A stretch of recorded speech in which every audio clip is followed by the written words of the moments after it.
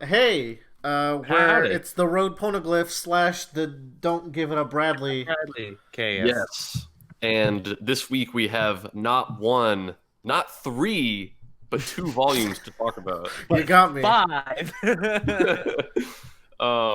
We're doing volume 38 and 39 today, which I think is we're kind of getting to the end of Water 7, I imagine. Well, I'd say we're done with, Yeah, with I mean, the they Water left Water 7 7. portion. Yeah, and like, man, so I'm just gonna jump straight to where we are at the end of volume 39. Yeah. End What of volume chapter? 39. Sorry, what chapter are we on here? Oh, today we're gonna start on chapter 358. We're gonna start on chapter fucking 358. Let's do it. But like, I gotta talk about it.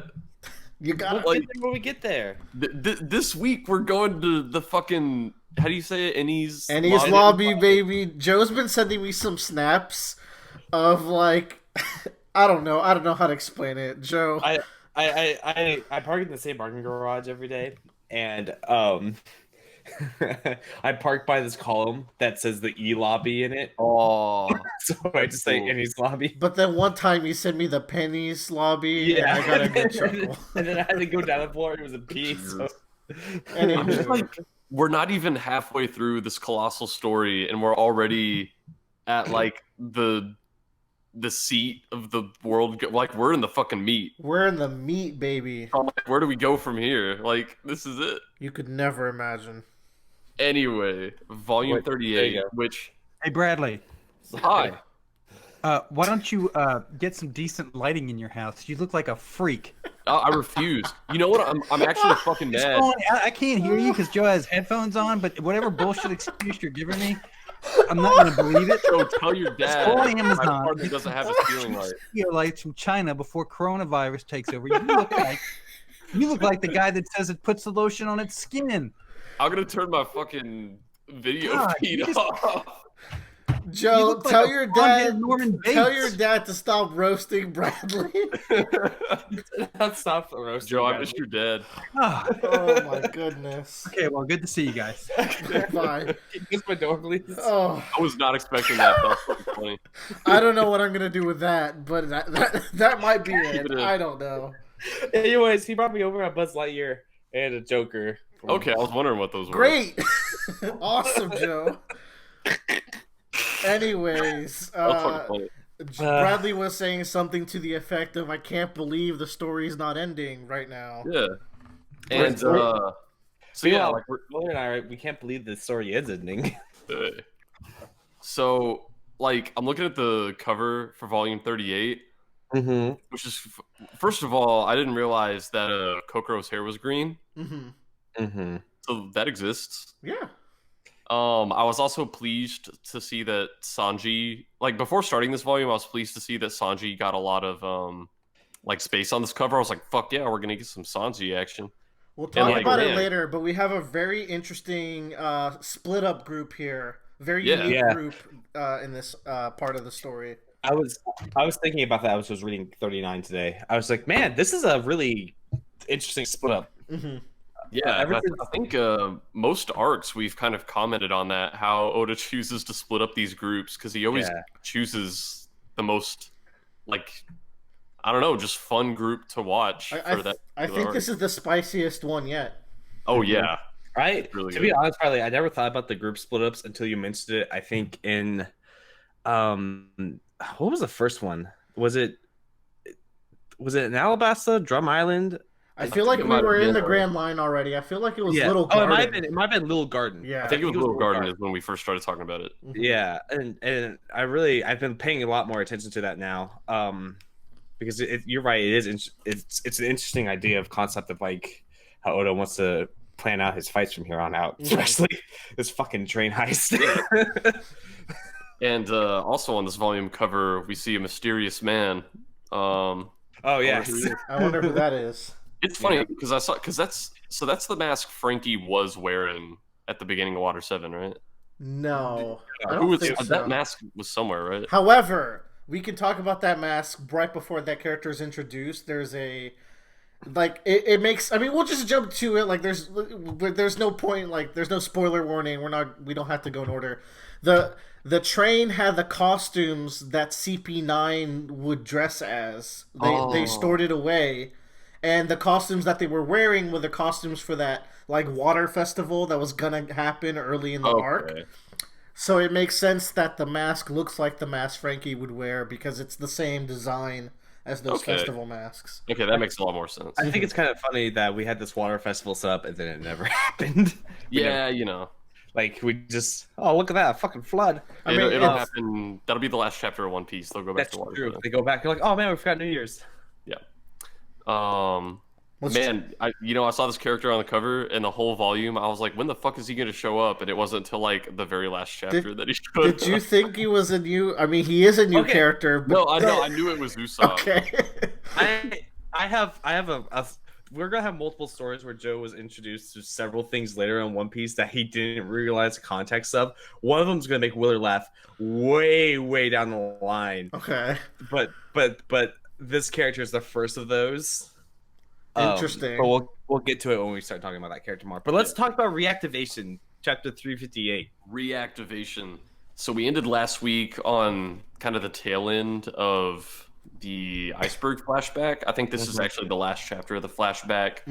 Just kind of showing the fallout of Tom getting taken away, and how Frankie and Iceberg kind of, they have their clash of ideals. They're falling out. Iceberg, it might just be because he's angry, but it also is kind of because of his ideals where he's like, Frankie, this is your fault. You made these weapons. They can't be allowed to exist. Like, it's because you left them lying around that this happened. And I think we'll see later on that Frankie still holds on to the idea that Tom told him that, it's not my fault for the weapons, And, I mean, with that being said, Iceberg still cries when he sees that Frankie's alive, and he's still smart and trusting enough to trust the blueprints with Frankie. So, or Cuddy Flam. Speaking of the blueprints, I kind of got, they talk about it a little bit more here, obviously, because this is where the handoff happens, right? And I was really pleased because part of me was like, why has Iceberg not just destroyed these blueprints? It seems like something he would obviously do. And he explains, he can't destroy them because obviously there's still the risk out there that Robin could reactivate one of these weapons. Right, because and it's the only easy way they'd be able to counter it would be making another weapon. Yeah, it's easy to forget that there is an ancient weapon that can be reactivated through Robin, but then Frankie and Iceberg have the means to just create multiple of that weapon. Yeah. So, nuclear arms race here. So we also get the explanation to how and why Frankie became a cyborg. It was after the train wreck. Now, in the anime, and I might be wrong because it's been so long since I've seen these clips in the anime, Frankie doesn't wash up next to an abandoned ship. He washes up into like a junkyard. Oh. Which I think actually I prefer that because the idea that he climbed the ship this beaten up is somehow less reasonable than him just washing up on a junkyard. So I don't know. I could be completely wrong there. I might be misremembering that. But... Well, I mean, he also replaced his entire body without the need of a medical expert on hand. So True. I mean, we don't know how long of a process that was though, because we see him. He's still pretty young here, but then the next time we see him, he's quite a bit older. It says 4 years later. Yeah. Okay. So I imagine it was an iterative process. He replaced what he needed at the time. Then he was like, well, what if I make a fridge inside of my stomach as well? He had multiple branches he would go back to. Yeah. He's so cool.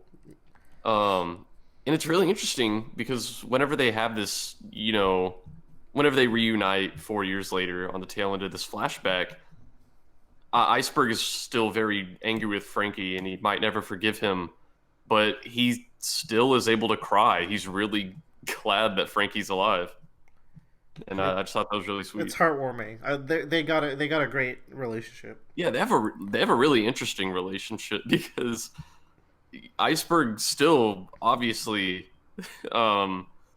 blames Frankie for a lot of what happened, but I mean, they kind of grew up together. They're like and they were brothers. comrades. Yeah. They're like brothers, man. So I don't know. They have a really complicated relationship. I really like it. When we come out of the flashback, we go back to the CP9 members kind of saying, why they're taking Frankie. And we get some of that fishman racism where, Good old. because Frankie's very angry where he's like, Tom was not a criminal, which I think is what he said right before the flashback started. Yeah. And they're like, oh, like, okay, the CP9 members are like, no, he was a delinquent. He was a dangerous, out of control fishman. And I was like, fuck you, dude. Why you gotta? Then I realized Why this you is gotta like be a the first fishman? white fishman we've seen. Yeah, this is the Hachi. He's one of the good ones. Hachi was more misguided than bad, but you're Yeah. right. The rest. Yeah.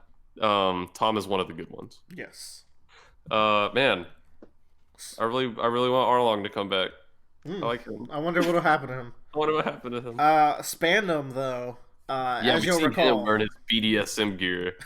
He's ready to go, man. I think it's funny that he got fucking blown up in the first time we see him. He has a bunch of other shit that happened to him, but the thing that breaks his face is Frankie whacking him over the head with a gun butt. That's the thing that made him have to. I mean, in One Piece, injuries matter the most when there's a lot of intent behind them. I know. So, I just think it's funny. yeah. He literally walks in and explodes, but it seems fine until. But yeah.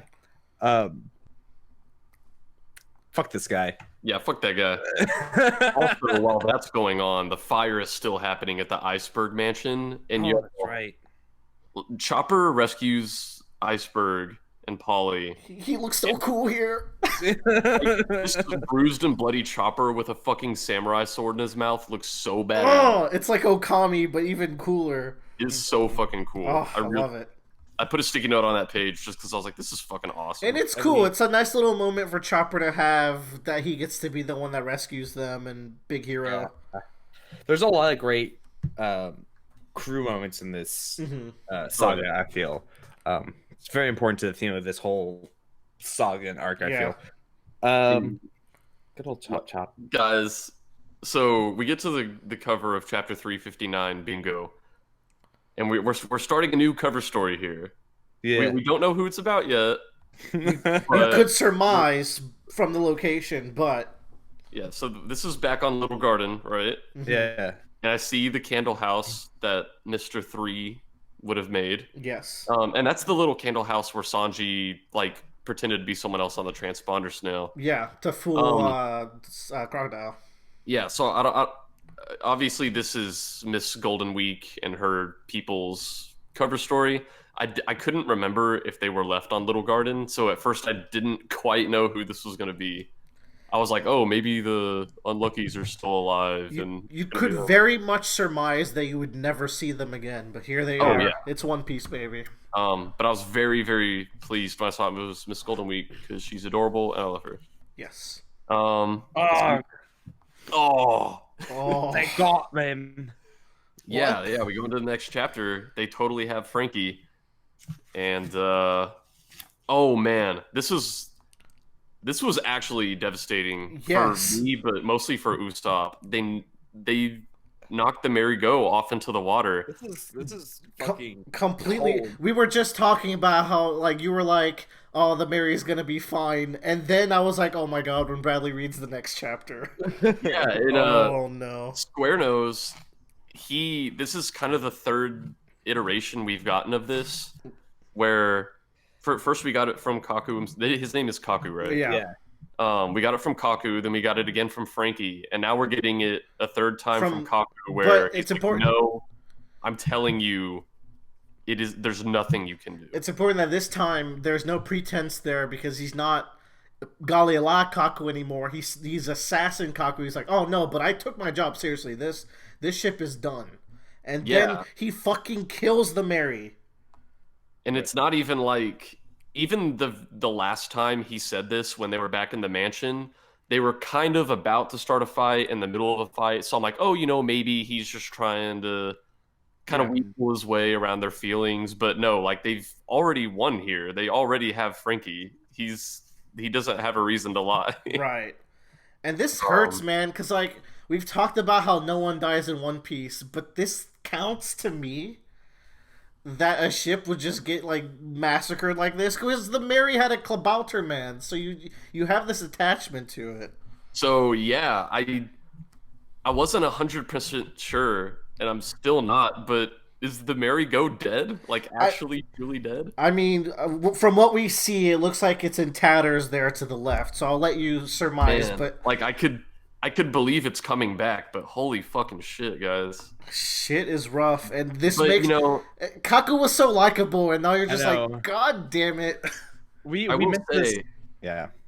like there's some interesting ways it can go if the Merry-Go is dead, because we've gotten to explore the Merry-Go as a character a whole lot this arc. And you know, I'm wondering where else can we go exploring it as a character after this arc. Yeah.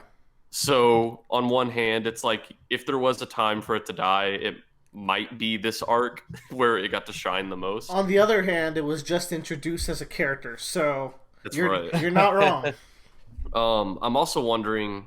I really want it to come back just because it seems like the One Piece thing to do for them to find a way to save the Mary. Yeah.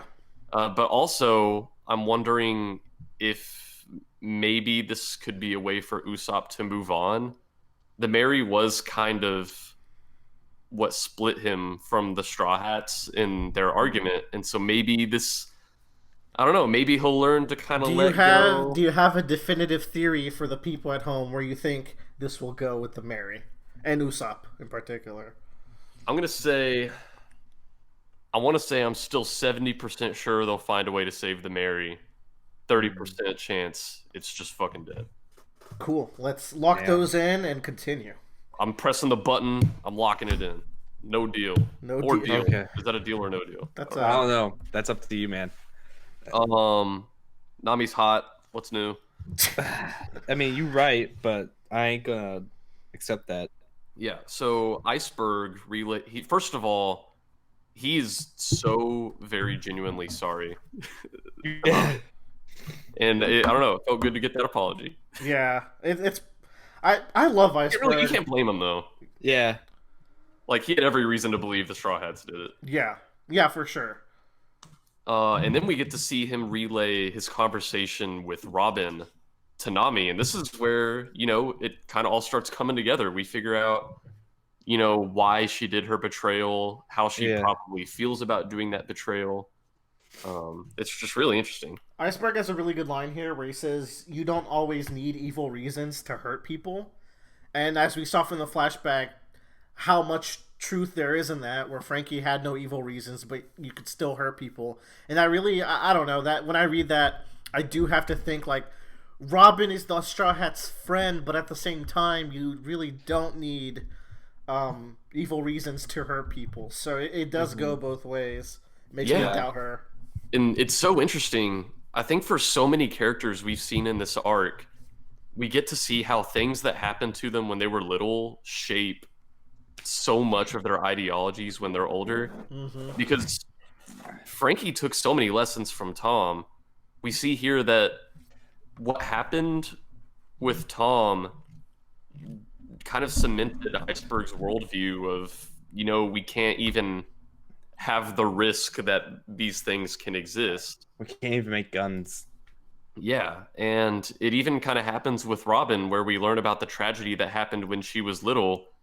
And I don't know, the trauma from that just made this exploitable loophole in her psychology that CP9 uses against her. Yeah, they totally prey on this in the next volume as well.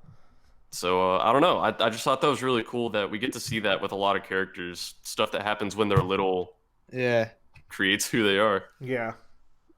Specifically, and so they mention it here, Iceberg says, "You saw the fate of the demons of O'Hara, and you still want to chase after history." And she's like, "You know, what do you know about O'Hara?" So this has been kind of being name dropped for a while. I'm assuming this is referring to the Buster Call again that happened when she was little, right? Or that's a safe assumption. That's my assumption. Yeah. I don't think it's confirmed. But yeah, that's what I'm gonna go with for now. We may or may not learn a little more about that. Yeah, and then I turn the page and I see Thugnificent. Oh, I'm sorry, Aokiji. PG. He really does not look like Thugnificent from any other angle, but from that angle, his hair looked like it. From Boondocks for the Yeah, uh, yeah. When is our Boondocks talk? whenever I rewatch that series. Oh man. But yeah, I think the idea of Buster Calls are really cool. First of all, it's just a cool name. Yeah. And also, Yeah. we've seen how strong like admirals and vice admirals of the Navy are. So having that amount of force come after you is fucking terrifying. They say it's enough, like, after enough sustained fire from a Buster Call, there's nothing left, basically. So, Yeah. yeah, serious shit. And I think they mentioned, like, Aokiji has given the CP9 the right to activate a Buster Call. So that's really Robin's motivation, is a selfish motivation to save the Straw Hats from that fate. Yeah. Yeah, So- man. I really kind of want to reread the part of the Davy back arc where we meet Aokiji because Yeah. I imagine stuff he says is probably more like, "Oh, that's what he meant," you know. And yeah, this is where this entire arc we've kind of been wondering what's been going on in Robin's head, and now we finally see why she did this betrayal that she did. It's because she cared about her friends and she didn't think that they'd be able to survive a Buster Call, so she's like, I'm just gonna give them what they want. I'm gonna go with them. My friends are gonna be fine. It's kind of nuts because Robin is sacrificing the whole world for 6 people. If you think about it, she's sacrificing the safety of the entire planet for 6 people. And One Piece does this thing, and Oda likes to tell a story where characters will have conviction in something that is logically wrong. Yeah. And that's a big theme in One Piece, and to this day it's still big. But it's, when you think about it, it's been a theme from the beginning, because you have stuff like Bellamere could have easily just said that Nami and Nojiko weren't her daughters, but that wasn't right to her convictions. It wasn't like, to her, that wasn't the right thing to say. So even though it's like a foolish thing to say, One Piece portrays that bravery to stand up to what you believe in as something good. And it's happening here again, and it's a lot darker this time because there's a lot more at stake. But I think it's still being portrayed as a noble thing. Yeah, it creates these really emotional moments when they do that. The Belmere one in particular, it kind of relates back. It relates actually back to Shanks and and Shanks and God, what's the name of the Zephyr, the fucking, and Dr. Haralook, they all do these dumb moral things. But like the big point of them always is they end up inspiring the person that comes after them, or the person that they end up raising. And it's kind of like the idea of it's almost like a self-sacrifice of your own personality to inspire the next person to do better than you. The will of your action is potentially more important than the action, according to what Oda's going for here. Or the result of the action, even.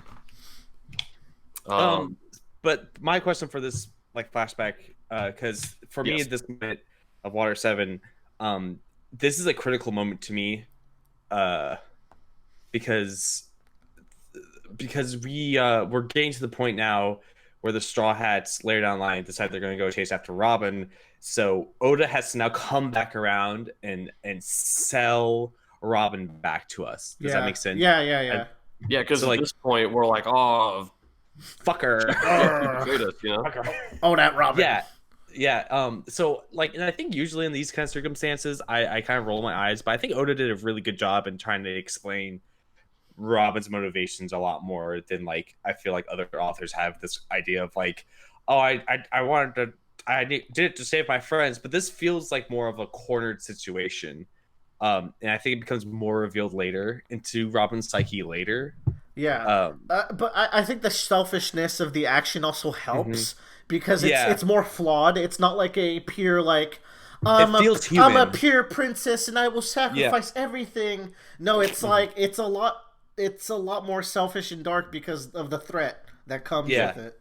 I feel like that flaw helps. It makes her feel more human. Yeah. It makes her feel like it's hard to justify her not doing that thing. We'll get more information later as the arc continues, and we kind of like. But I just think this was an important moment for me in this whole saga because like I need a reason why we are still chasing Robin. And we'll know as those moments come up again because there will be more of like Oda selling us on Robin.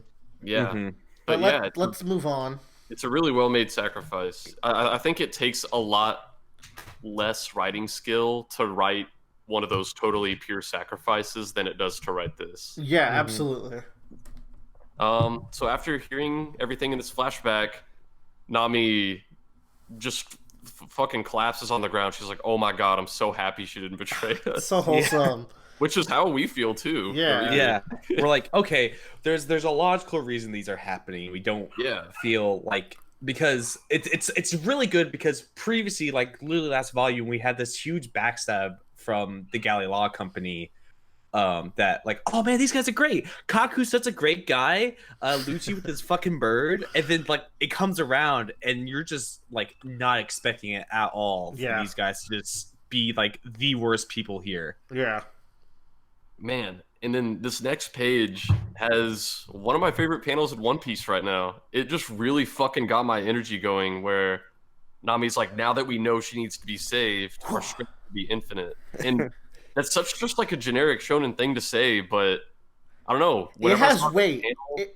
Because it's One Piece, it has weight, I think. Yeah, I just started hearing music play and my heart started pounding, and I was like, we're at the part now when we're looking at like our arc, if we're looking at inverted U, or like a U, I mean, we are past the point we're past the low point. This is the point where like this is the point where like we have the motivation to move back up. We've stopped falling. We're gonna start heading back up. And let's talk about hope too, because Luffy has been kind of naively trusting in Robin.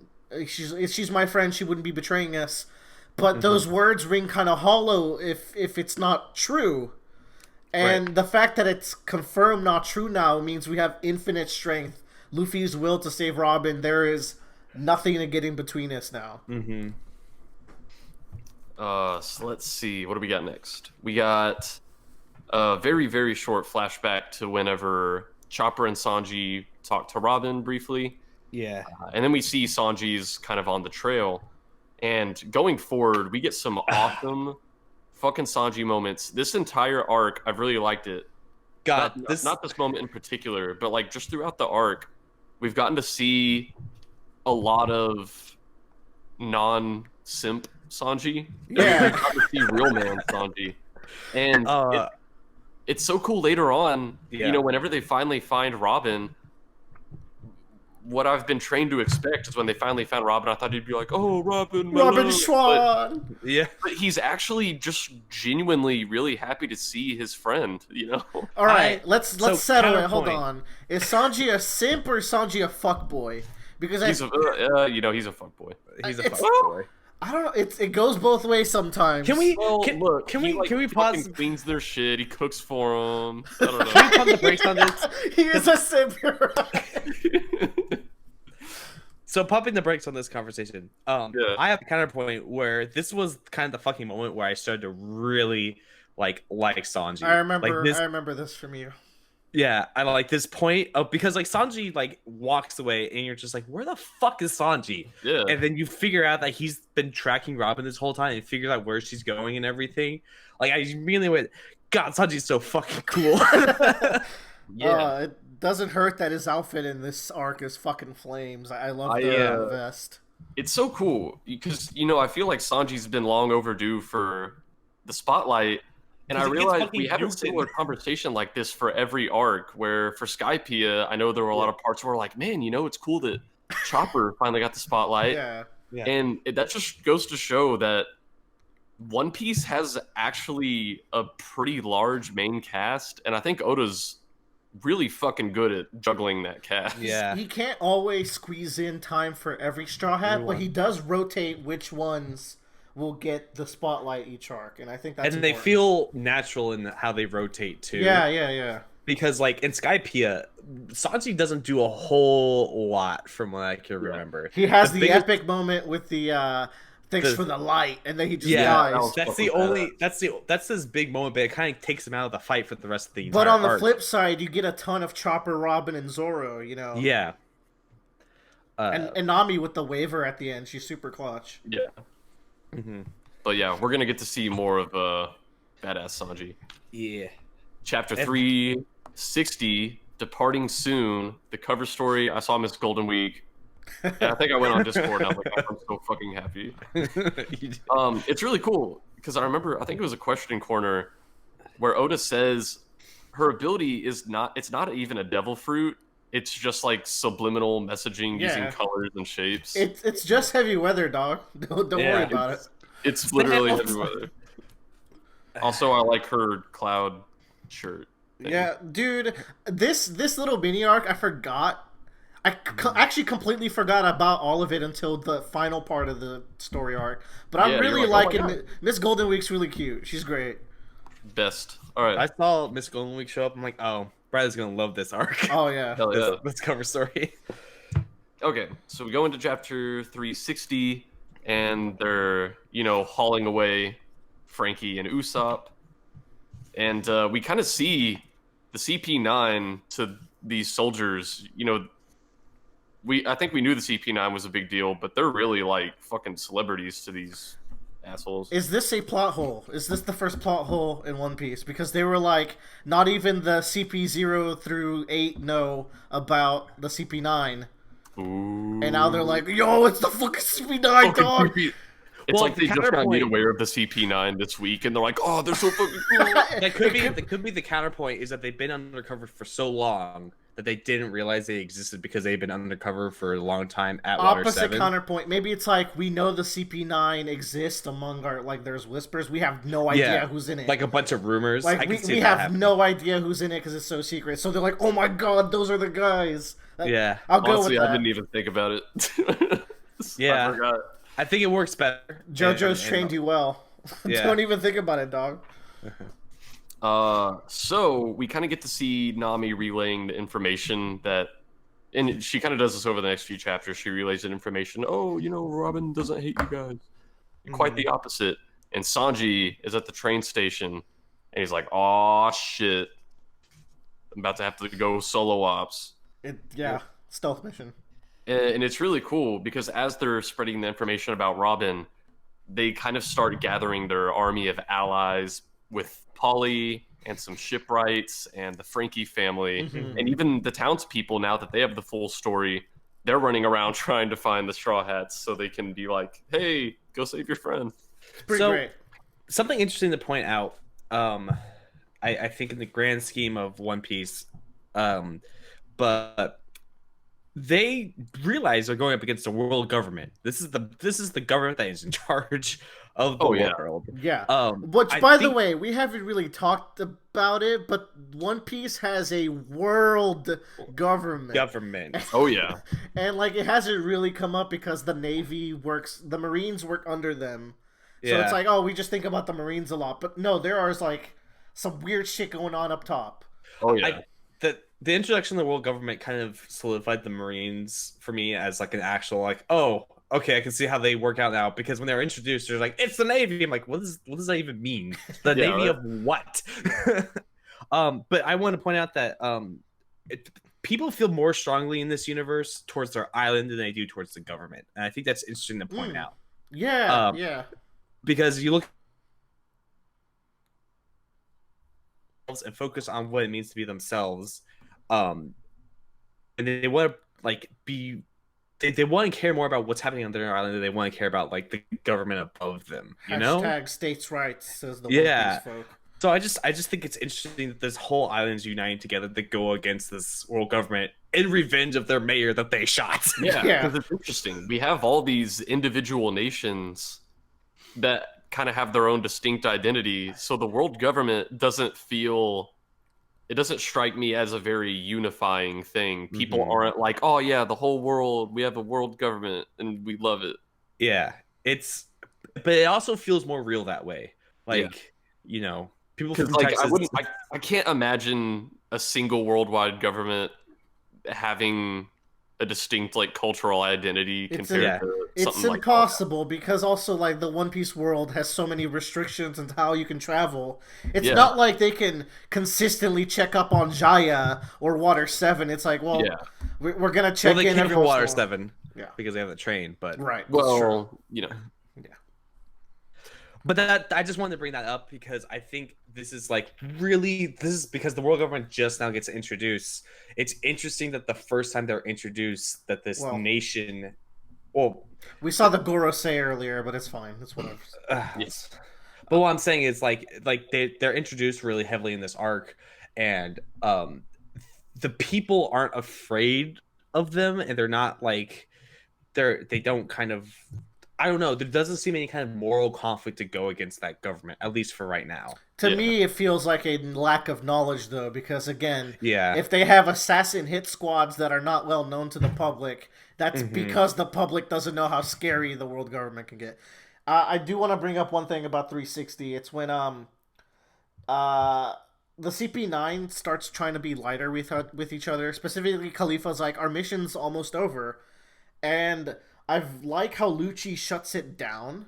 Mm-hmm. He's like, don't say careless remarks like that. It paints this group as everyone is a lot livelier, but Lucci is strictly business. Yeah. There's even this like shot of Kaku, and he's just kind of like, Jesus. yeah. He's like, he has this shade on, and you see, what's her name? Kifa? Khalifa. Khalifa. Say that. Sorry, off to the side, and it's just kind of like almost this like scared or fear, just kind of like wanting to get it done. Yeah. Yeah, and like even throughout all of this, the things they've done and this big betrayal, Kaku, I still, even as terrible as the stuff he's done is, I kind of don't hate him. Yeah. He was nice about destroying the Mary. Like, as nice as he could be. Yeah. I don't know. For the most part, he seems like he does the stuff he does out of duty. He doesn't revel in the chaos like Lucci does. Yeah, I feel like Lucci is cruel, and you really got Lucci to see it enjoys when, doing this. and you got to see it when he transforms into his big leopard form. Yeah. But the other guys, like, they have slight personalities. They're still subdued because they're still got to be mostly professional. But I mean, we actually met the rest of the CP9 in the future volume, right? And we saw that they're also livelier. Mhm. It's like I could see, you know, the CP9 is allegedly on this mission because they view this as, you know, justice. They're doing what they believe is right for the world. I could see Kaku actually, you know, believing that what he's doing is right, and that's why he wants to do this. Yeah. I could see Lucci just using that as an excuse to flex his power. And Well, hold on to that thought, good sir, as we progress. All right. Then we see, so you know, they're trying to round up the rest of the Straw Hats, and Sanji's like, "There's no way they're gonna get here in time." And we see him run into the train station, and I'm like, "This is gonna be fucking awesome. We're gonna get something done." And then we see Luffy and Zoro are stuck. Fucking dummies. So this is kind of my least favorite part of Water 7. It's this whole trying to get Zoro and Luffy out of the buildings. It's not that big of a blemish, but like I remember reading this and kind of like rolling my eyes a little bit because but I think also I was just like, I want to get to the train. It's so minor, but like I'm glad that they're here because I want that Sanji, Frankie, Usopp bro up later. Yeah. It works out better. So the cover for chapter 361, we finally get a name for this cover story. It is Miss Golden Week's Big Plan, a Baroque reunion, which Ooh. sounds really fucking fun to me. It's gonna be. So nobody kill me. I forgot. Did Crocodile die? No. You don't know. No, I mean no. Well, I mean, Yes. I imagine he did not die. I mean, are we reading One Piece, motherfucker? Yeah, there's no way. So I don't know. I'll be very impressed if he shows back up in this cover story. Mhm. I do know we're gonna get to see fucking Mr. 2 again because there's no way he's not gonna show up in this cover There's no story. way. No way. It could be someone Man, else even. I kind of miss these Brokeworks guys looking at them now. They're fun. That's a They were fun crew, a lot man. of fun, and Yeah. They got cool powers. They're like they got good interactions with each other. And they were a lot goofier than these assholes were fighting now. Yeah, really is a contrast there. They were mean, but they were nice. They just were wanted to nuke a country. Like it's not that. They just wanted bad. to nuke a country. They didn't want to hurt our Remember friend. when the big bad was a guy with an axe for in hand? Yeah, right. Terrifying. Fucking Axeman Morgan. He's still scary. It's a minor So villain, but I'll never forget that motherfucker. So I love how Lucci says, "I've lived here for 5 years, but I feel no regret about leaving this island." Like, goddamn, this guy is such a buzzkill. He's heartless. he's so mean. He's so fucking heartless, dude. Mm-hmm. So we see that they're gonna kind of leave the train a little bit early because Aqua Laguna apparently on its way a little bit sooner than expected. Gonna be big this year. And we get a little flashback to whenever one of the first real conversations between Robin and Luffy, where she says, you know, I wanted to die and you made me live. That's your crime. It's actually their first. Well, it's the first time. Like this is when Robin joined right after Alabasta. And we see her, you know, she has like her hand over her face and she's smiling, and I feel like there's probably a very complicated mix of emotions in there right now. Man, that line, "That's your crime," that hits different right now. It really does. Wow. Yeah. That's good. Good There's job. been a lot Oda. of talk about, you know, crime in this arc. Because it's like, because it has the meta narrative of like, you don't know who I am, and the fact that just me living is a crime, and you're the one who saved me, so that's your crime now too. And there's even a cooler connotation to it where that sounded kind of asshole-ish. Like, oh well, that That's all right, but wait, you had cool insight, but I'm actually smart.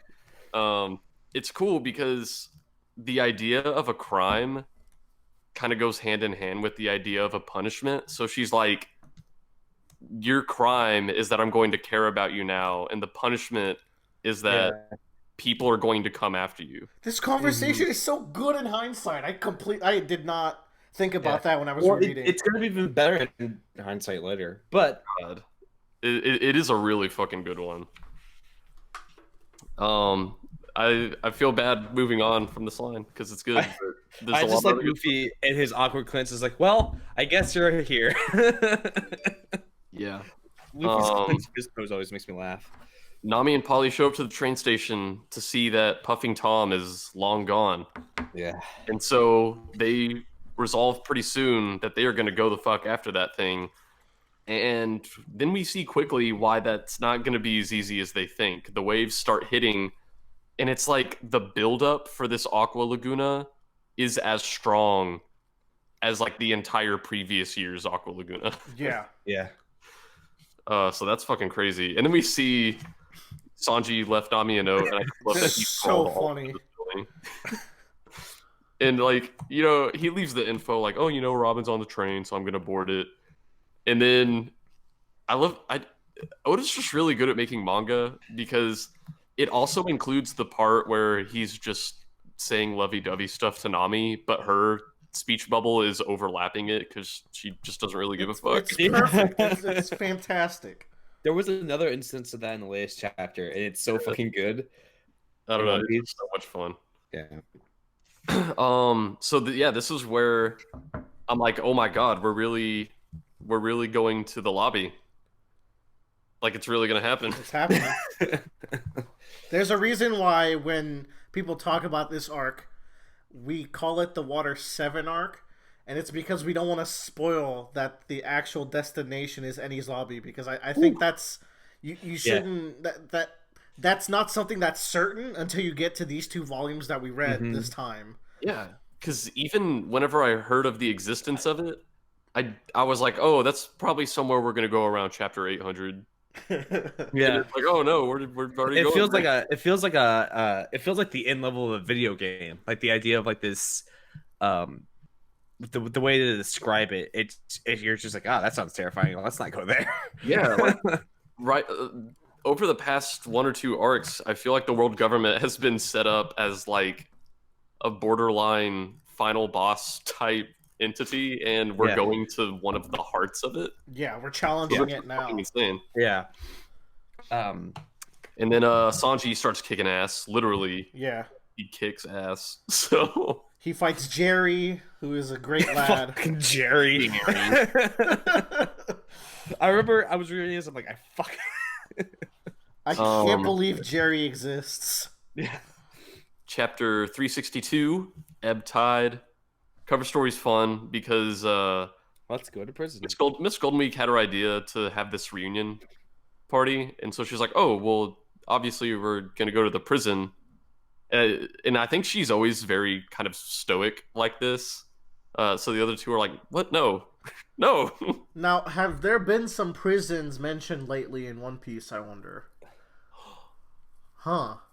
Oh, Impel Down. Oh, shit. Which I think the only thing I know about it is it's an underwater prison where there's tons of criminals being tortured, and I was like, that is dark as fuck. Yeah. That's a prison, all right. And It'd be really fucking cool if this chapter cover story ended like intersecting with the actual story. Kind of fucking cool. So then we open up the next chapter. Sanji's in here. We get to see him kick ass. Jerry's kind of creepy. You don't like Jerry? Not a fan of Jerry?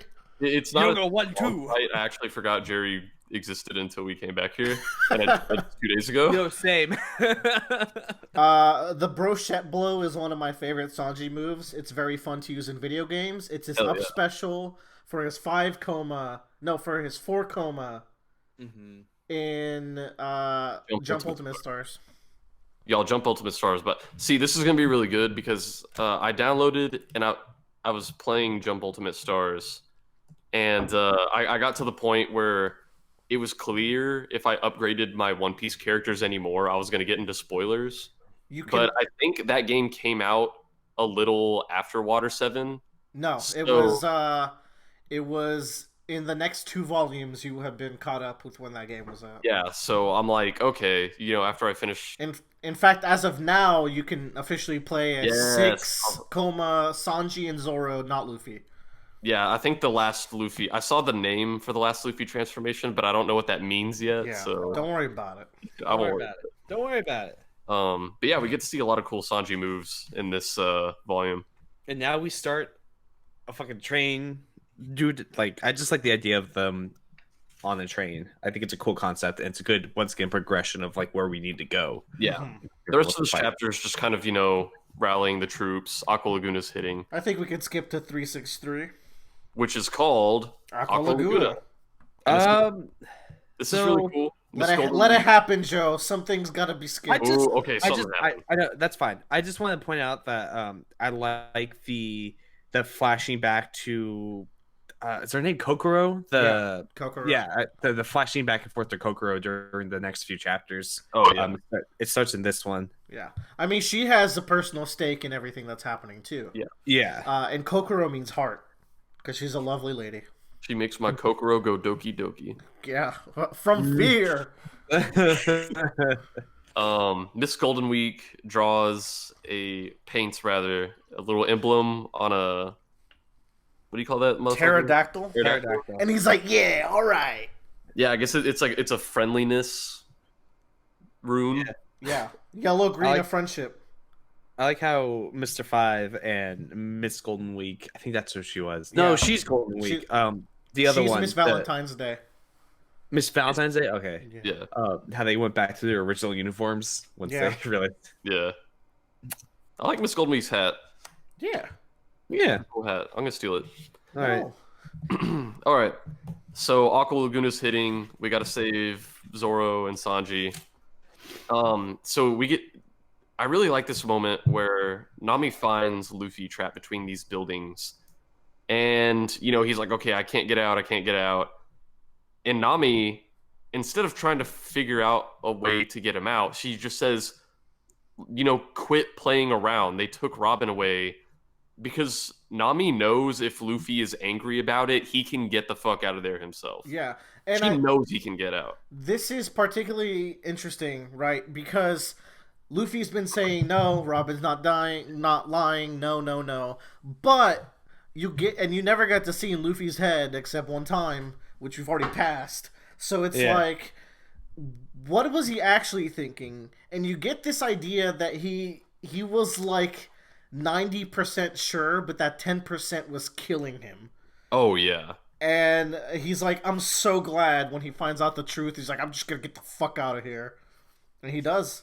Y'all, Luffy Infinite power, man. Luffy pushing the fucking buildings apart like Samson was holy fucking shit. What It a was the god. coolest.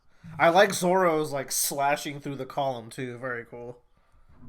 Yeah, this was just like a really, and I was supposed to say this is like, oh wow, they're so badass chapter, and even the townspeople are like, what the fuck are these guys? Yeah.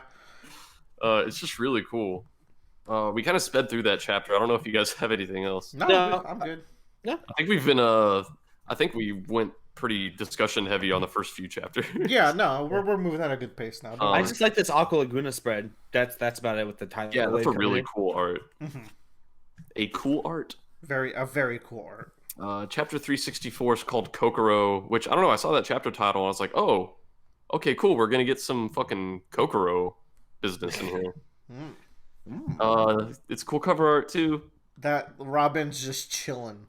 And Sanji has a cool looking gun. Oda's good at art. Yeah. You guys. A little bit, yeah. I'm just throwing that out there. Aqua Laguna is still doing its shit. They're trying to get to shipbuilding island, and Kokoro makes us aware that there's a train because like Luffy and the Straw Hats are like, oh, we'll just get a ship, and they're like, no, you can't go on a ship, and they're like, oh, well, just give us a really, really big ship, and they're like, no, you can't do that. No, you That's not fucking how it idiot. works. And we find out there was a prototype train. But also this is where we get the first name drop for Impel Down. Yeah. And the only reason I know what this is because that's what your Willer's clan is called in League of Legends. It's true. And I don't know, we get like this little image of these cages and guillotines and scarred prisoners, and it's this like underwater prison with rows of torture chambers and execution blocks. And I like how it looks. It's very Romanesque, yeah, kind of, Yeah. with the arches and whatnot, like very Leaning Tower of Pisa, Mm-hmm. like just without the wanna leaning imagine- portion. But like the alternate universe where 4Kids kept going on One Piece, and they got they got to this here. place. Oh, and they have a, Oh they have my a God. board meeting, and they're There's- like, okay, guys. there's just no way. There's a lot coming up that it's fun to think about for kids. Yeah. Impel Spe- down. It's especially- they send criminals to tickle camp. I don't- Oh man, I do not know how 4Kids could do the next saga in this whole thing. So yeah, Anyways. it's just funny to think about. I think this is Polly asking this. He's like, "Do you want to pick a fight with the very heart of the world government?" And that's what I was asking too. I was like, "Whoa, yeah, I thought we weren't gonna do this for like another 300 chapters." No. Which I think is a running thing with One Piece. There's a lot of stuff that happens. I'm like, I thought this was gonna be 300 chapters. From That's now. a big Piece thing. does not drag its feet. It's Oh, not yeah. the fastest moving, but it doesn't drag its feet. It is doing a solid jog. That's the thing. Yeah. For a series that has this many fucking chapters, you would expect a lot more filler and like a lot slower pace, but there's always shit happening. If you ask an anime watcher, they'd be like, "What do you mean? Wait, what? Good pace?" Yeah. Man, I've been watching it with a friend, and I just can't fucking do it, man. Oh god. Will and I watched one episode once, and they literally animated the entire 30 minutes over a page and a half. We're still where it's like moving at a decent pace. It's horrible, and she doesn't read manga, so it's like I don't know Man. what to do. My brother watched the entire up with them. anime over the course of one summer, and I was like, Jesus. "Holy fucking shit!" Wow. I mean, to be fair, Joe. I Wow. think Joe has him beat. Maybe. And you know what? It is his favorite fucking anime of all time. So The storytelling is still there, yeah, dog. I guess it worked. It still has the same characters. Kokoro says, "I'll send a sea train out for you." Yay! There's another sea train. Yeah, But chapter 365. That is a chapter for every day of the year, indeed. except Congrats, for this year Brad. that had 366 days. Hey, fun Yep. fact: we're almost at Bradley's 1 year anniversary of starting One Piece. Are you what? Are we really? Yes. What? Which means you've read slightly faster than one chapter a day. Fuck. Because we're also close to the 1 year anniversary of the Roundabout cast. That's what I was thinking about today. What? Yeah. We started in like what, the shit May like or 5 April? months ago. No, I think we started in April. Oh shit! I thought it was in May, so yeah. God damn! I thought we started in like fucking August or something. No. That means in 3 years, we should have Bradley start in Wayno. Jesus. Wow, that is that's scary. I need to speed up a little bit. Let's see. Chapter 3. Rocket Man. Rocket Man. We get to see our giant friend again. I forgot his name. It's Ungo Bungo, right? Giant friend. Oh, Chumbawamba. That's his name. Dory. Oh, yeah, there you There's go. Dory and Broggy. Yeah, there you go. Yeah, those are great guys. Those giants. Great guys. Then we go back to BDSM mode form Spandam. Spandam about is so to call him- cute with this elephant. Dude, I was about to call him Spanda, and then I realized later in the arc Usopp does that, and he's like, "My name's not fucking Spanda." I do love his elephant though. His elephant can live, but he has to die. Actually, no, he can fair. get died in One Piece. So I'm sure- that oh my God. that brings me up to a point, Bradley. Does it bother you that no one dies in One Piece? I think the only one. So we've talked about this where oh, One Piece, it's not about living or dying, it's about the clash of ideologies. Mm-hmm. So I kind of like that for the big fights against the main villains, like against Arlong and fucking Crocodile and shit. Yeah. I think the only one that pissed me off was Pell. Yeah. Yeah. Pell and That's fair. Papaya, Papoga. I was like, oh, nobody in Notice- this entire city was Which actually in one's any. Popoga again? Be careful what you wish for, Bradley, because some gates, when they're opened, you would rather they have remained closed. I feel like you saying Gates is like very choice words. One Piece of the modern age is a very different series. God. All I know is I can tell you one thing, Bradley. Everyone else in the entire series could not have died for any specific reason, but there was one character that me and I recently saw, that Will and I recently saw. We're like, that motherfucker dead. A good death.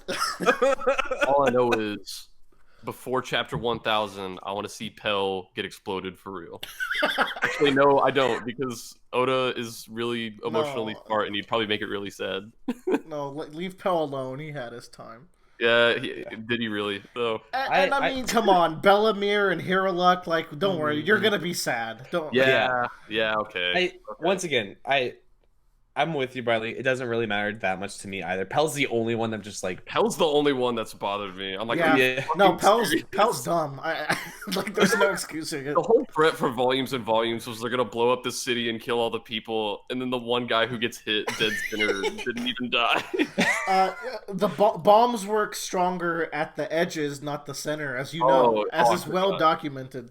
I forgot. Yeah. It was a opposite bomb. Yeah, it Yeah. ate the opposite fruit. The opposite bomb. Yeah. Anyways, I thought I would just ask because we've been bringing it up a lot, and I just wanted to get your opinion on it right now, just to make sure that we'll keep some checkpoints on Yeah, you want to these. get my Yeah. opinion on it right before everybody starts dying.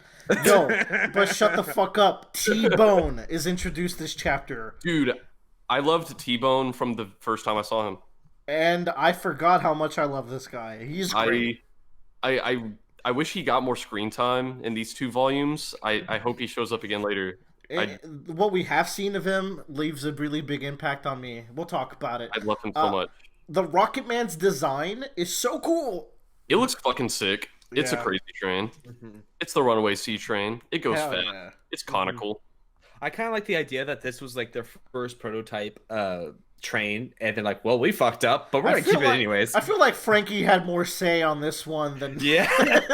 than the Yeah. Puffing Tom. Maybe that's why it didn't go so well at the time. I could see Tom like letting Frankie take the reins on the first one. It's like, yeah, because we're gonna fail the first time, might as well just make it fucking dumb. Or like, Yeah. Fail um, with a dawn. I used to like really think like that's kind of like a cop out that they had a second one, but I think thinking about it, it makes sense that they had a second one made. It just makes sense logically. It has a good flaw too. The fact Yeah. that like you can't stop this bitch. It's just gonna go.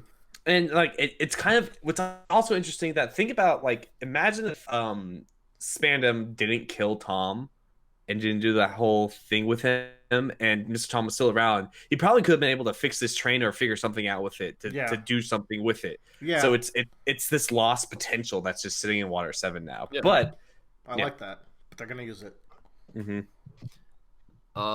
Seems like Iceberg had the same idea that Kokoro did. They're gonna Oh, that reminds me. Oh, I'm sorry. Okay. Yes, I want to talk about one thing really quickly. I meant to talk about this when the train set off, and I totally forgot about it. At the end of the near the end of the flashback arc, when Puffing Tom is leaving, Iceberg is crying. And you could tell through like all the flashbacks and montages that Iceberg has really put his heart and soul into this train with Tom. And I think if you look at it justifiably, the train is something you would look at and say like, oh, this is a great benefit to society and to mankind. And Iceberg's whole thing is that he's like, you can't build a weapon. Like you have to love your creation. You have to live in creation, but like Iceberg's mindset is that you purposely make weapons. Like you have to purposely make a weapon and make something like have a purpose when you make it. And so it kind of goes against what Tom is saying, where like you don't make the purpose, you just make the machine, and the person puts a purpose to it. Does that make sense? Yeah. Like it's not a pirate ship until It's cool because I think both Frankie and Iceberg only took half of what Tom was saying to heart. Right. But I think it's great irony because he sees this train as something that can do no wrong, and now it's doing wrong by stealing Frankie and Robin away with the world government. Ooh! Damn. Ooh, Joe. Oh, when Joe comes in, he comes in hot. That was Joe's like the fucking Sanji of the Roundabout cast, dude. I didn't even think that is. You know what? You just elevated this arc another 0.5 points. And here's another hottie for you. Now that I got Joe to jump off of, you have this useless train that was flawed, but now Iceberg is willing to tune it up so it can do some good. A basically suicidal train is going to be used for a good purpose. So once again, inverting that idea. We're finally. God, I love this arc so much because there's so many points where Tom's whole point comes back around and shows how right he is even after he's died. Tom is so cool, yo. Love that, man. But I had that thought like when I saw that panel and we were discussing. I was like, oh, I have to remember this. Like I even wrote it down to Willer in our Discord chat, and I saw Iceberg getting off the train. It's like, oh my god! I forgot you wrote that. That's great. Good job, Joe. Yeah. But yeah, I thought it's a great moment because it's a great character progression for Iceberg, even though we don't see him. He's not with the crew a lot. Yeah. But yeah. Yeah, he learned a lot of cool lessons from Tom. Got some cool progression here. It's a shame Tom is a dirty, stinky fish man. Yeah, a real shame. The Frankie family, they're here. The Frankie family wants to go with them, and at this point, I was like, "Wow, we have like a fucking army. Going after are we gonna go to war or something? There's no way. We're gonna get even more comrades as this goes on." So the cover of the next chapter is great. Sortie, chapter 366, Sortie. We see Chumbawamba and Ungo Bungo hitting each other. Dory and Broggy. Right. And I thought it was funny. God, remember these fuckers. They're legends. The final boss. They're so important. Dory. I thought this was funny because it's a side story within a side story. Yeah, it's pretty cute. It says Miss Golden Week's big plan, a Baroque reunion side story. And side stories of side stories. This is Kingdom Hearts 0.2 prelude passes. Yeah. So the fucking runaway train, Rocket Man, takes off. We're going. God, so this fucking Frankie family house with the fishman on it, like with the fish, the hippocampuses that they have. Yeah. I really want this as a fucking model. Like, I think this thing is so cool. It's so cool looking. It looks like something out of Warhammer. Yeah, it's got the fucking cannon on top. Yeah, Yeah. it's so cool. It's such a cool concept. I just wanted to point that out. Sodom and Gomorrah are here. Yeah. Just chilling.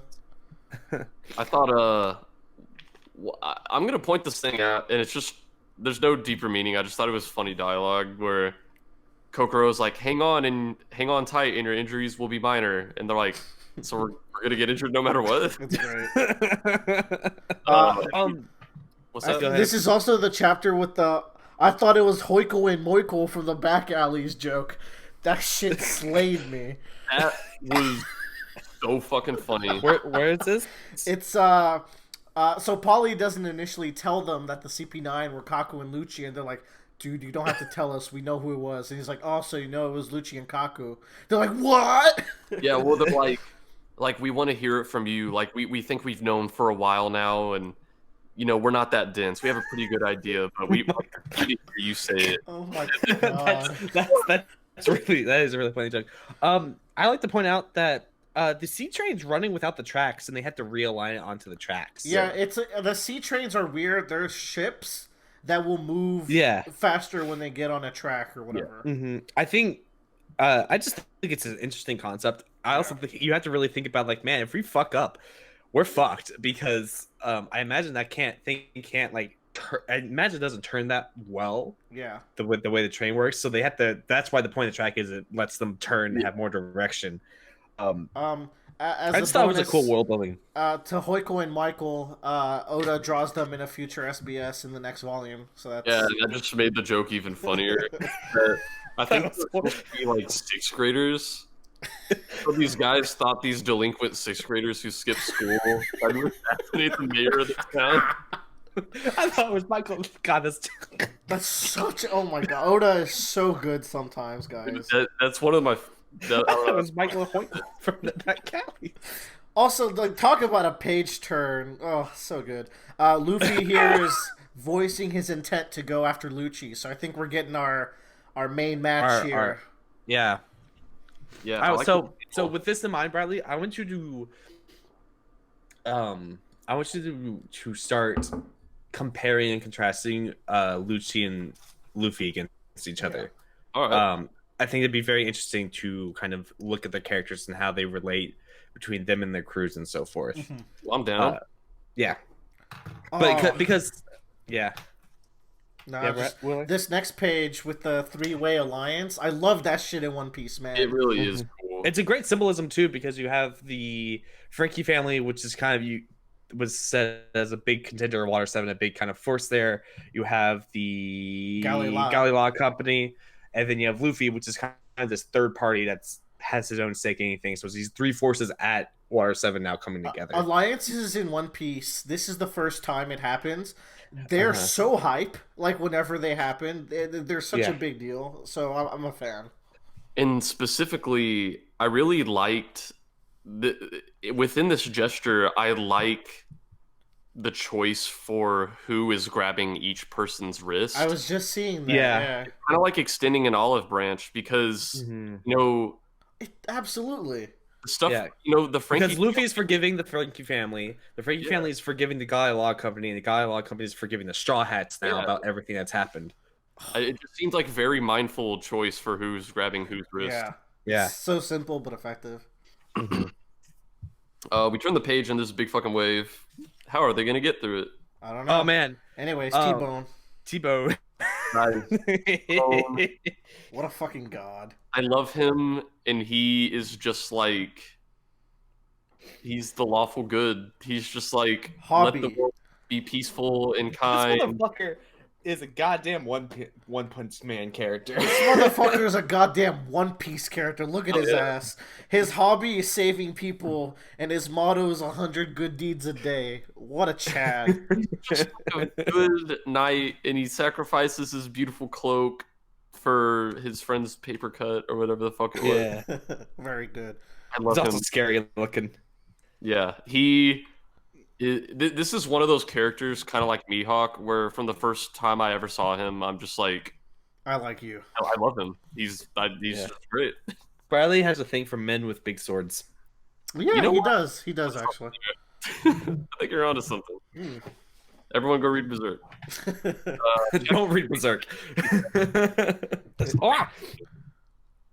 So I think this is fun that the rain is washing off the emblem on the pterodactyl, and that makes the effect go away. So it's Yeah. it's just cool. Yeah. So around this time, I was like, man, when the fuck is Usopp gonna show up? Because he was on the cover. Don't worry And about it. What the fuck is this called? Sniper King. Is Sanji gonna fight someone on the boat called Sniper King? So anyway, we saw the big wave, and they're like, "Oh, how are we gonna get through it?" And the answer is hitting the wave really goddamn Really hard. fucking hard. God, this panel of fucking Luffy and Zoro standing on top of the train and they're discussing about what their attack is going to be called is the shit I love. That's so Luffy. Do you get the attack naming, by the way? Because 108 is Zoro's three. So Zoro has 36, 72, 108-pound cannon. If he has his sword, Luffy's like, well, I know that's your move. There's two of us. What's 2 times 108? They're like, just fuck it. Make it 300, and they just bust through. Oh, round that bitch up. That's such good also, chemistry. I love it too because like I think this is something about like that really sticks out for me from like Naruto or like Dragon Ball is that there's this kind of back and forth between the teammates that and like they're like we're doing something we know we shout our moves out at each other. Let's have this it's like this weird fourth wall breaking kind of moment. It's cute. And it's cute and it makes it feel like whenever they're shouting moves it's not like that they know what they're doing and they know how kind of ridiculous it is. Yeah, and they're having they want it to sound it's hyping them up, you know. Yeah. They're doing I just pack love it. fighting. Yeah. Also, bonus fun fact: this attack is the entire basis for an entire mechanic in Pirate Warriors 3. I was gonna say where in Pirate Warriors 3 you can enter the super mode called Kazuna Rush mode, where all your attacks are stronger, and whenever you finish combos, like all of your teammates, all your support characters come out and do attacks. When you finish it, you do a team up attack with another character on your team. All of them that do. Well, but it ends like the attack becomes the half of the name from your first character and half the name from the second character. Ooh. And Luffy always does. If Luffy goes first, he has Gum Gum. If he's second, he has Cannon.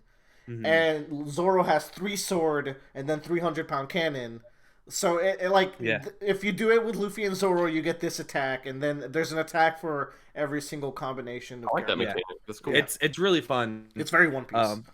Yes, but this is one of my favorite moments in all of Water 7, of them standing on top of this train and bursting through the wave. I just think it's really cool. It's like a super shonen moment. Well, symbolically, if we stop here and think about symbolically what this means, the Aqua Laguna was this impending doom in the background, and as the situation got worse with the Straw Hats, the Aqua Laguna warning got closer and closer, and it was literally the storm. Like it was the calm before the storm was Luffy versus fucking Usopp, so that wasn't calm at all. So the storm hadn't even started, but now that the Straw Hats have hope, they just bust through the storm. I think symbolically that's what they're going for. And I just love how much faith Luffy and Zoro have in each other. Yeah. This isn't the last time we're going to see it in this arc, where one of them will tell the other to do something, just knowing that they're able to do it. Like later on when Luffy tells Zoro to cut through those train cars. Mm-hmm. Mm-hmm. And everyone else is like, what? No, you can't do that. But Luffy knows Zoro can do it, and Zoro's like, okay, I'll do it. This is such good. Like their relationship is fantastic. They are fucking chads together. One of my other favorite moments is when the Straw Hats, I call it the Mad Max syndrome or perspective, where our main characters, we get a perspective of them being kind of more of like these foreign entities for these people's lives with the Frankie family. And so when they are talking to each other and they act like this is just a normal day, it's a really cool way of showing like how powerful they are and like what their power levels are at, and just kind of let them know that they have thought this process and it feels like they've actually grown together as a crew. I just think it's a really cool, Oda does it a lot. There's an arc that's basically entirely that later down the line, where everyone's just fucking showing off, and it's just really cool whenever they do these moments. Mm-hmm. This panel that's like after they broke through the wave, and it's kind of like this. It's like viewing the front of the train and everyone's on top of it. Yeah. And it's There's curving in. the hawk. Mhm. Yeah. The level of detail on that drawing is just kind of fucking crazy. I looked Very at it impressive. for a really long time. Yeah. Yeah. That's just a good fucking drawing. Indeed. It'll be good. Maybe Yoda, all right. Maybe. Also, I want to point out that look at all these fucking waves in every single one of these drawings, like these panels. Like, can you imagine how long it would take you to like just get that level of detail and make sure everything is like the right curvature and everything? It's just It couldn't draw water. Yeah. Yeah, And it looks and feels rough too. Like you can see the intensity of the water. Yeah, it's really What is good. Fun fact: this last panel here with Sanji is a 6 coma in Jump Ultimate Stars. I won't hold back. Where he says, "I won't hold back." Yeah, that is 6. Dude, And he breaks. He looks like a fucking man in that panel right there. He ain't no simp there. This is Chad Sanji. Mm-hmm. All right, so Sanji's on the boat. He finds Usopp. Yep. What's happening here? Okay, yeah. So basically they're having a conversation with Usopp about coming back and what he needs to do. Yeah, and like what this they is where we kind of have our crew of 3. We have Usopp. Oh, I'm sorry, Sniper King. Yeah, and Sanji. Yeah. So the big moment here is it's actually we should probably actually talk about it. So Usopp and Sanji and Frankie are having this conversation and what they need to do, and Usopp still feels guilty about leaving the Mary and realizes how wrong he was and everything that was said, and that everyone was telling the truth and being delusional. And he's like, I'm going to leave. I don't feel like Usopp doesn't feel like he has earned the right to be with the Straw Hats, basically, at this point. That he's putting himself into self-exile. But deep down, he knows he can't just sit back and do nothing. Mm-hmm. Yeah. Which is why he gets his friend Sniper King from Sniper Island to help him out. Yeah. And I don't know. I really like the moment right before Usopp walks away where, before during all the arguments, it was always, oh, I'm not good enough. Oh, I don't fill a role. Oh, you guys don't care about Mary. But he doesn't cite those reasons here. His reason here is pretty much that, after all that I did, after all that blustering, he's like, how can I possibly be with you guys again? He's like, I shamed myself. Yeah. Yeah. If we're tracking Usopp and the Mary, this is perhaps happening now because of the reality of what was going on with the Mary and what Kaku did to it. He's like, yeah, those reasons might no longer be as valid, but it doesn't change the fact that I fought our captain, Mm-hmm. Yeah, it's like, if he doesn't have the Mary anymore, what does he have? And it's like, well, he has some really fucking good friends who love him. Oh. But That's a shame. Usopp disappears forever and is by the Chad Sniper King. So this is Usopp's 3 coma in Jump Ultimate Stars. This is also his, I think, second or third upgrade in the gacha game. Yeah. Hold on. Before we go any further, this is a PSA. Name PSA, because this is what I deliver to this podcast. Oh boy. Yeah. Sniper King. No one calls him Sniper King. He is strictly known as Soge King, and Soge King means Sniper King. So, but people will be like, oh, they're saying Sniper King because everyone knows it as Soge King. We're gonna say Sniper King because we're going off of the Viz translations. Yes. But I want to bring that up so comments are like, did you know? Actually, Joe, get the fucking music video ready. I was so excited because I literally watched it before we started.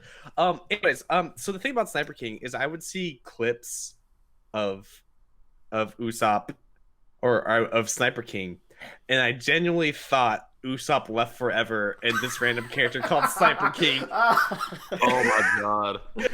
That's great. Yeah. I was like, wow, I can't believe Oda would recycle a character design with that long nose and just slap a mask on him and call it a new character. What a hack. I know, right? You guys know the things that go on the wall near doors where it's like that metal spring and you can pull it back and it goes. You think Usopp's nose is like that? Yeah, I want to do that to Usopp's nose. Yeah. Do y'all want to take a quick break since we just finished Volume 1? I need to fucking pee before we Yeah. do. Yeah. I could see it in your eyes. I know you guys too well.